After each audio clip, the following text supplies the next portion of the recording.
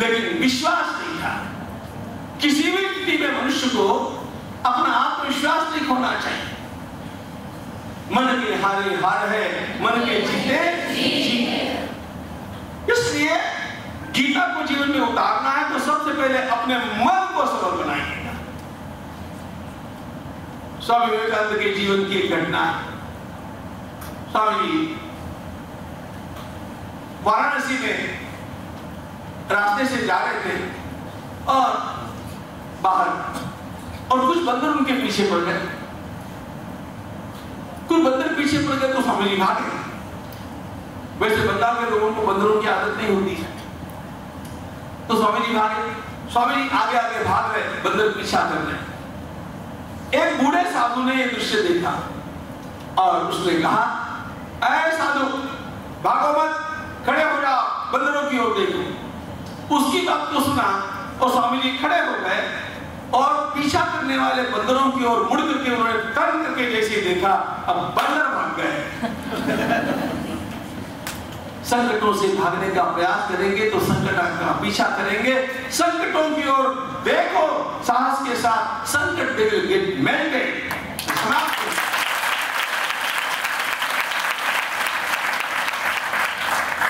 संसार की सारी शक्तियों से बड़ी शक्ति है मन की शक्ति, और इस मन की शक्ति को किस प्रकार विकसित और करना चाहिए, कभी आप योग वासिष्ठ का भी अध्ययन कीजिएगा। वो पूरा केवल एक इस मन शक्ति पर आधारित ग्रंथ है। भगवद गीता में सारे सूत्र भी आपको मिल जाएंगे। पार्थ नई तत्रैयुपपद्यते क्षुद्रम हृदय दौर्बल्यम त्यक्तोत्तिष्ठ पर उत्तिष्ठ। भगवान कहते उठो।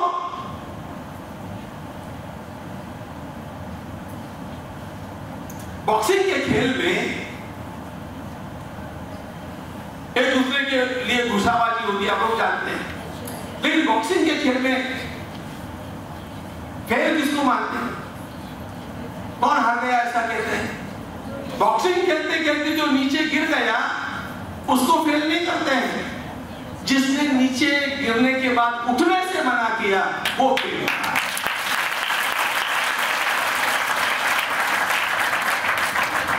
इसलिए एक आध बार फेल हो गए, नीचे गिर गए, कुछ गलती भी हो गई, ध्यान ये रखना चाहिए कि जीवन इतना छोटा नहीं है, जीवन महान है।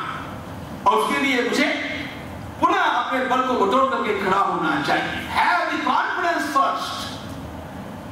मैं जीतूंगा, मैं जीत करके रहूंगा। और जो रोज ये वाक्य बोलता है कि मैं जीतूंगा, मैं जीत करके रहूंगा, एक दिन विजय उसके हाथ में आकर के रहती है।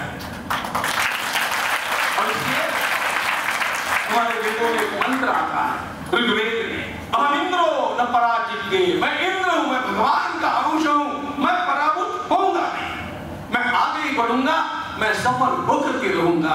जैसे ही आप सोचते हैं कि मैं सफल होकर के रहूंगा, सफलता अपने आप आपके समीप आने लगती है।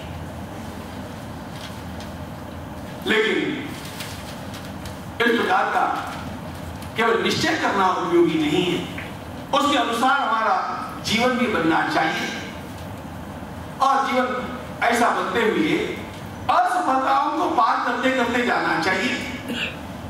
आपको पता होना चाहिए अब्राहम लिंकन ने अपने सामने लक्ष्य रखा। वो अत्यंत साधारण परिवार में जन्मे हुए थे। आपकी भाषा में बोलूं तो एक मोची के परिवार में जन्मे थे। He was a son of a cobbler। एक मोची के परिवार में जन्मे थे। लेकिन छोटे अब्राहम को लगा कि मुझे अमेरिका का प्रेसिडेंट बनना है। अमेरिका का प्रेसिडेंट बनना एक कितनी बड़ी महत्वाकांक्षा है। लेकिन उस अब्राहम ने उस समय से अपने मन में रखा, आपको क्या बताऊं, 3 बार वो फेल हो गए। उनकी प्रिय पत्नी का बीच में देहांत हो गया। उनका व्यवसाय 2 बार डूब गया। 17 बार पराभूत होने के पश्चात अब्राहम एक दिन प्रेसिडेंटशिप की कुर्सी पर जाकर के विराजमान हो गए। आई विल विन, मैं एक दिन होऊंगा। ये आकांक्षा अंतःकरण में होनी चाहिए। भगवद गीता वीरों का शास्त्र है, एक योद्धा ने दूसरे योद्धा को कहा हुआ शास्त्र है। यह पराभव का शास्त्र नहीं है, ये विजय का, it's a book of success and it's a handbook of success.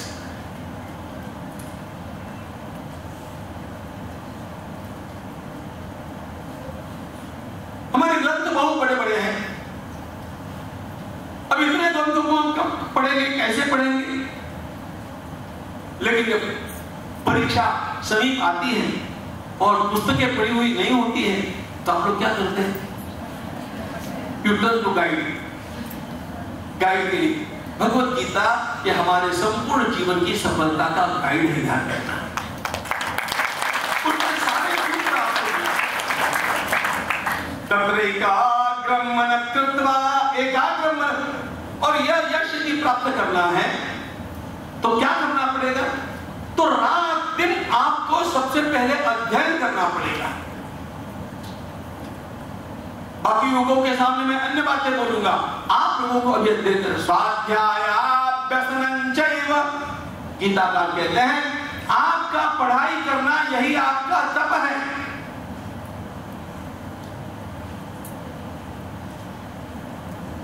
आप कितना पढ़ते हैं, कितने घंटे? आज मुझे व्यक्ति मिलने के लिए आया, उसको डॉक्टर बनना था। मैंने कहा कितना घंटा पढ़ते हो? मैंने कहा कम से कम 6 घंटा पढ़ना चाहिए।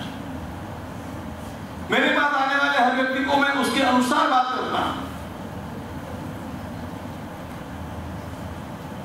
महान लक्ष्य करके और अंतःकरण में विश्वास करके भी यदि आप अध्ययन का तप नहीं करेंगे तो महान नहीं बन सकते हैं। कितना पढ़ना चाहिए? पढ़ते ही रहना चाहिए। आप लोगों को और काम क्या है? और पढ़ने के लिए महामानव डॉक्टर अंबेडकर जी का जीवन अपने सामने रखना चाहिए। यू नो अंबेडकर, कितना पढ़ा अंबेडकर जी ने? रात दिन पढ़ने का ही काम किया, क्योंकि बचपन से उनके सामने एक लक्ष्य था, मुझे मेरे समाज का उद्धार करना है, मेरे समाज का उद्धार करना है।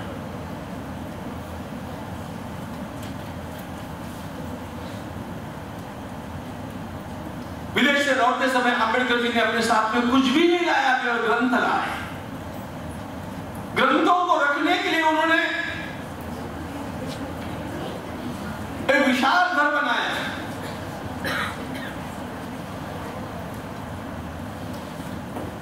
पूरे जीवन भर कभी भी रात्रि में 2 बजे से पहले वे सोए नहीं।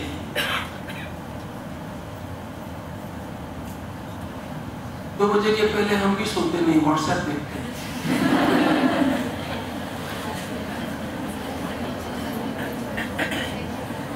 व्हाट्सएप देखते हैं, डूबते जाते हैं।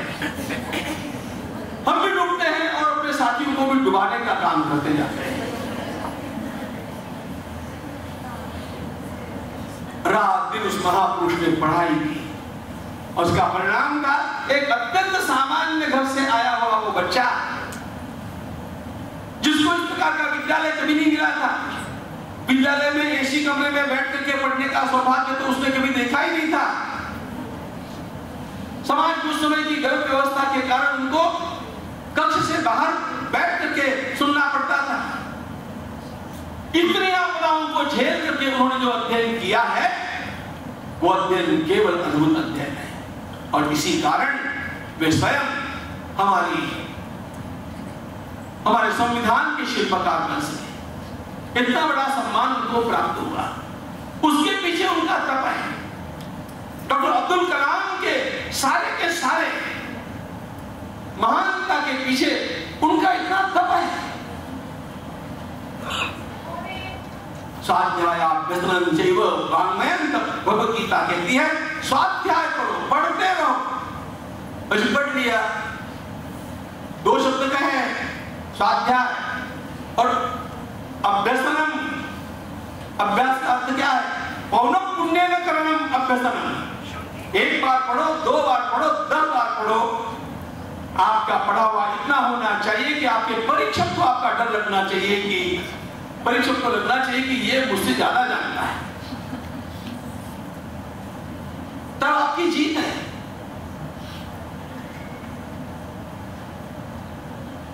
बचपन से मुझे अंग्रेजी की 4 पंक्तियां बहुत प्रिय हैं। The heights that great men reached and came, the heights that great men reached and came were not attained by sudden flights, but they, when their companions slept, were toiling upwards in the night, toiling upwards in the night.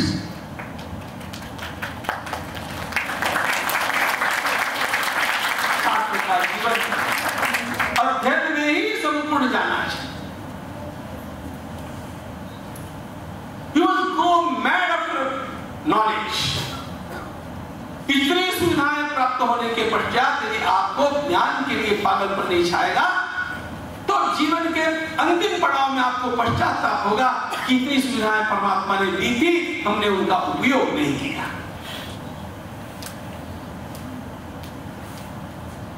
इन सुविधाओं का उपयोग करते आना चाहिए। और इसके लिए हम लोगों को एक बात में और ध्यान रखना चाहिए। वो बात है, मुझे अपने जीवन में क्या बनना है, इसका लक्ष्य निश्चित रूप से निर्धारित कर लेना चाहिए। मुझे क्या बनना है? हमारी प्राचीन पद्धति में यह बात बचपन में तय हो जाती थी, और अभी का जो ढर्रा चला है ना, ये बच्चा हो गया 20 साल का, 22 साल का, अरे तुम आगे क्या करने वाले हो? देखता हूं, ये भी ट्राई करूंगा, वो भी ट्राई करूंगा, ये भी ट्राई, वो भी ट्राई करने वाला कहीं पहुंचने वाला नहीं है। ध्यान रखना, जीवन का एक लक्ष्य बनाइए, और वो लक्ष्य बनाते समय आप अपने अंदर के गुणों का विचार कीजिए। आज दुर्दैव से बात ऐसी हो गई, पिताजी का मत ऐसा है, माँ का मत वैसा है, फिर बेटे को क्या करना चाहिए, क्या बनना चाहिए। एक बार ऐसा हुआ, वृंदावन की बात, आश्रम विवाह करके आया हुआ नया कपल था, और जरा उनका झगड़ा हो गया। झगड़ा मतलब कलह चला था जोर जोर से। तो नीचे स्वामी जी ने सुना तो पूछा, उनको बुलाओ क्या हो गया।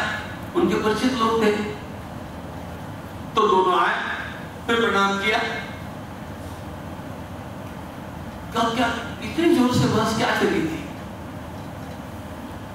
तो पत्नी ने कहा, ये चाहते कि हमारा बच्चा इंजीनियर होना चाहिए, और मैं चाहती हूं कि डॉक्टर होना चाहिए। और दोनों ने अपनी अपनी बात कही।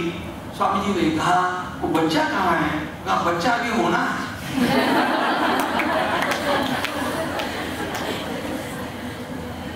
बच्चा अभी होना है, उसके ऊपर थोपने के लिए माता पिता इतने तुल पड़े हैं।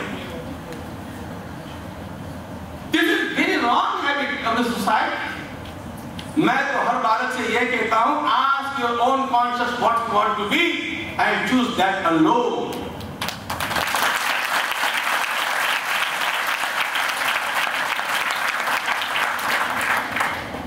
भगवद गीता ने इसके लिए नाम दिया है स्वधर्म।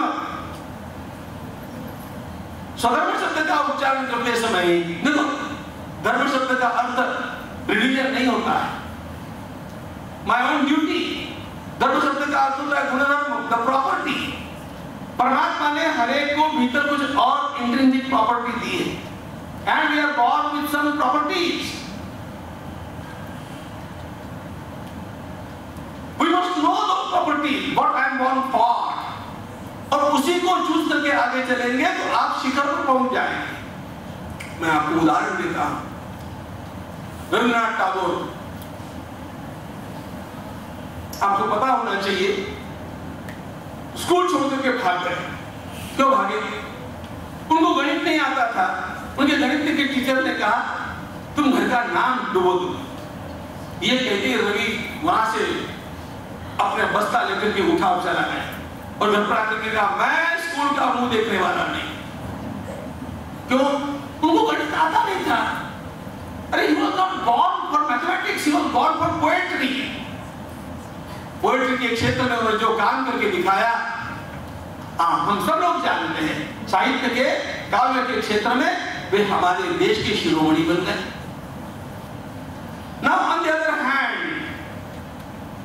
श्रीनिवास रामानुजन, आपने कभी नाम सुना है? He was born for mathematics. उनके जितना बड़ा मैथमेटिशियन आज तक हुआ नहीं। वे जब स्कूल में पढ़ते थे उस समय एमए का मैथमेटिक्स उनके सामने लाया जाता था एंड विदिन सम सेकंड्स ही गिव द आंसर सॉल्यूशन। अब यदि श्रीनाथ रामानुजन को साहित्य पढ़ाने बैठेंगे तो क्या होगा? उसका तो दिमाग खराब हो जाएगा। और टागोर को गणित पढ़ाने बैठेंगे तो क्या होगा? वही बात है। इसलिए आपकी माँ क्या कहती है, पिताजी क्या कहते हैं, माता पिता की अवहेलना करो, ऐसे मैं नहीं करूंगा, लेकिन विनम्रता से उनको समझाइए कि my mom I am born for this. फिर आप पेंटिंग के लिए है, कला के लिए है, गाने के लिए है, कि डॉक्टर बनने के लिए है, कि इंजीनियर बनने के लिए है, कि आपको वैमानिक बनना है, कि आपको मिलिट्री में जाना है, आप निश्चय करो और उसी क्षेत्र को चुन करके उसी में आगे बढ़ने का प्रयास करो। इसको कहते हैं स्वधर्म। My own intrinsic properties, I must live for those. यदि, और इसके लिए आपको इंट्रोस्पेक्टिव होना चाहिए, आप दूसरे के मत से भी नहीं जाइए। अनेक बार क्या होता है, लोगों में जो प्रचलन होता है हम उसके पीछे दौड़ते हैं। आजकल उसको ये अच्छा लगता है, उसको ये अच्छा लगता है, उसका अखबार में आता है, वो एकदम सोशल मीडिया में वायरल हो गई है। ऐसा सोच करके आप उस मार्ग में दौड़ने का प्रयास करेंगे, आप अंततोगत्वा फेल होने वाले हैं, आप वो यश प्राप्त नहीं करेंगे। क्योंकि जब मनुष्य को अपना प्रिय टॉपिक मिलता है ना काम करने के लिए, तो कितना भी काम करके वो उसको थकाने नहीं आता। और यदि अपना इंटरेस्ट का टॉपिक नहीं मिला तो आदमी थोड़े में बोर हो जाता है। होता है कि नहीं बोलो? इसलिए ask your own conscience, find out what for you are born। देखो परमात्मा ने सबको कुछ न कुछ दिया है। हम यहाँ पर जन्मे हैं, ऐसे ही कोरा स्लेट टूट के बन करके नहीं आए हैं। हमारे पूर्वजन्म के कुछ संस्कार भी है। उन पूर्वजन्मों के संस्कार के कारण अर्थात दो बातें होती हैं, हेरिडिटी एंड एनवायरनमेंट। इन दोनों बातों के अनुसार आप अपना लक्ष्य निर्धारित कीजिए और उस लक्ष्य के लिए आप अपना जीवन न्यौछावर कर दीजिए। एक दिन ऐसा आएगा, सारा संसार आपके चरणों में झुकेगा और आपकी महानता को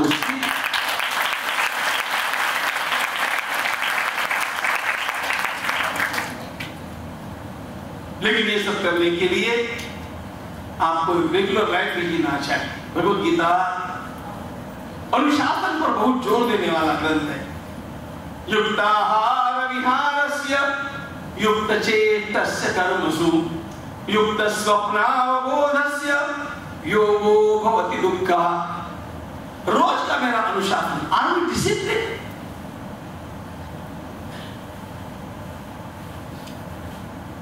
पूछू कि नहीं पूछू, मेरे सामने प्रश्न है। कितने बजे उठती है?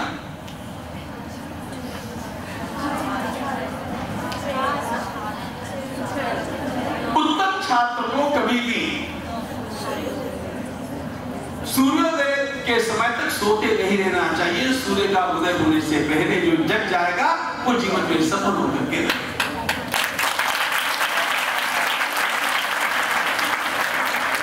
और सब लोगों ने तालियां नहीं बजाई।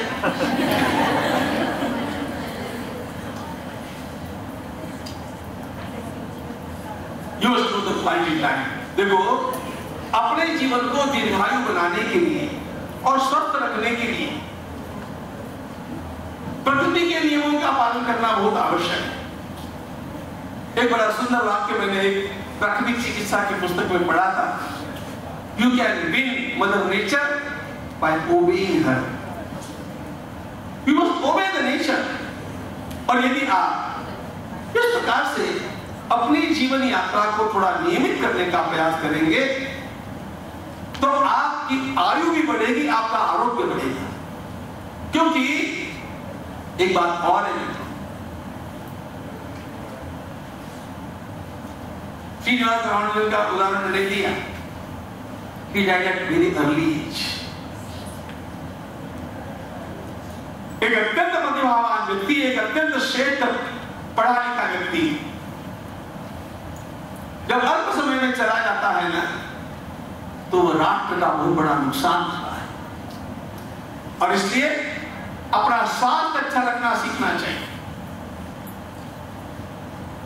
और यदि स्वास्थ्य भी अच्छा रखना है और चित्त को एकाग्र करना, भगवत गीता का यह आग्रह है कि आपको अपने भीतर वो क्षमता विकसित करनी चाहिए जिससे आप एक विषय को लेकर के घंटों तक उसी विषय के चिंतन में लगे रहें। संसार में जिन जिन लोगों ने सफलता प्राप्त की है वे सारे लोग चित्त को एकाग्र करने की क्षमता प्राप्त लोग हैं। और आज की त्रासदी आप लोगों के साथ ये है कि 20-30 मिनट हो गए तो बोर हो जाते हैं। नो? भगवत गीता का 6वां अध्याय चित्त की एकाग्रता कैसे बढ़ाएं इसके लिए, और उसमें भगवान ने ये बात कही हम सब लोगों के लिए कि फर्स्ट रेगुलेट योर लाइफ। बहुत अधिक सोना नहीं, बहुत जागरण करना नहीं, बहुत अधिक खाना नहीं, बहुत उपवास भी करना नहीं, बहुत काम में रचे बचे रहना नहीं और बहुत विश्राम भी करना नहीं। युक्ताहार विहारस्य युक्त चेतस्य कर्मसु युक्त स्वप्नावबोधस्य योगो भवति दुःखः। यदि आप अपने जीवन को अनुशासित करेंगे तो अपने आप दीर्घ जीवन आपको प्राप्त हो सकता है। गीता के अनुसार दीर्घ जीवन प्राप्त हो सकता है। मैं आपको उदाहरण बतलाता हूं। हमारे यहाँ पर बहुत बड़े वेद के पंडित हुए जिनका नाम पंडित सातवलेकर जी। उनकी षष्ठी पूर्ति का प्रसंग था।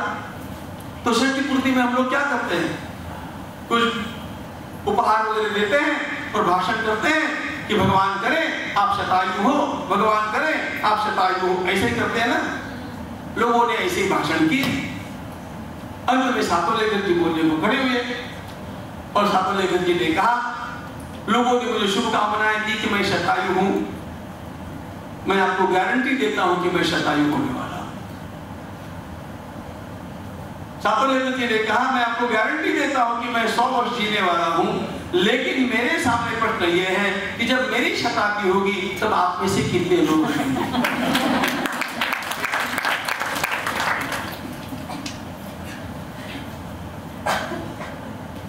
60 वर्ष में एक व्यक्ति कहता है कि मैं 100 वर्ष जी करके दिखाऊंगा। और आपकी जानकारी के लिए बतलाता हूं, 102 वर्ष की अवस्था में केवल 1 महीना बीमार रह करके मैं संसार से विदा हूं। सातवलेकर जी ने बात कही कि मैं ये गारंटी आपको इसलिए दे सकता हूं कि मैं वेदों के अनुसार और गीता के अनुसार जीवन जीता हूं, इसलिए मुझे मेरे जीवन का विश्वास है। मैं 100 वर्ष के पहले तो जाने वाला नहीं हूं। भगवत गीता आपको क्या देती है आप इसे समझ जाइए मित्रों।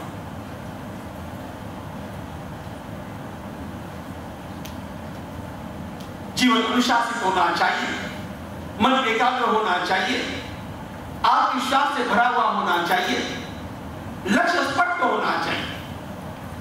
जीवन की सफलता के भगवत गीता के 2 सूत्र आपको बता दूं।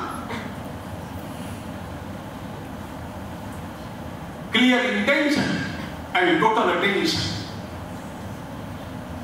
Clear intention and total attention. आपको कहां जाना है, कैसे जाना है, ये सारा आपके साथ क्लियर होना चाहिए। और आज आप जो कर रहे हैं उसमें आपका टोटल अटेंशन होना चाहिए, पूरा चित्त एकाग्र होना चाहिए। यदि ऐसा करेंगे तो अपने आप 2 बातें सिद्ध हो जाएंगी। भगवत गीता का अंतिम श्लोक है, यत्र योगेश्वर कृष्णो यत्र पार्थो धनुर्धरः तत्र श्री विजयो भूतिर् ध्रुवानीतिर्मतिर्मम। जैसे स्वामी विवेकानंद को क्लैटम पार्थ यह श्लोक सर्वाधिक प्रिय है, उसी प्रकार ज्ञानेश्वर महाराज को यह श्लोक सबसे अधिक प्रिय है। वे कहते हैं ये श्लोक मुझे सबसे प्रिय है। यत्र योगेश्वर कृष्ण यत्र पार्थो धनुर्धरः। योगेश्वर कृष्ण और धनुर्धर पार्थ ये जहां भी होते हैं इकट्ठे, वहां अपने आप जीवन में सौंदर्य आता है और विजय प्राप्त होती है। धनुर्धर मस्कुलर पार्ट का अर्थ है बॉडी फिटनेस, और योगेश्वर कृष्ण का अर्थ है brain fitness. You must have body fitness and then brain fitness. यदि आपने व्यायाम के माध्यम से, आहार विहार के माध्यम से, संतुलन के माध्यम से बॉडी फिटनेस रखा है, और यदि आप अपने विचारों को ठीक रख करके ब्रेन फिटनेस भी रखते हैं, तो ध्यान रखना सारा भविष्य काल आपका है। राजस्थान के आप में से कोई न कोई महिला, कोई न कोई माता, कोई न कोई देवी सारे राष्ट्र का भाग्य उज्जवल करेगी।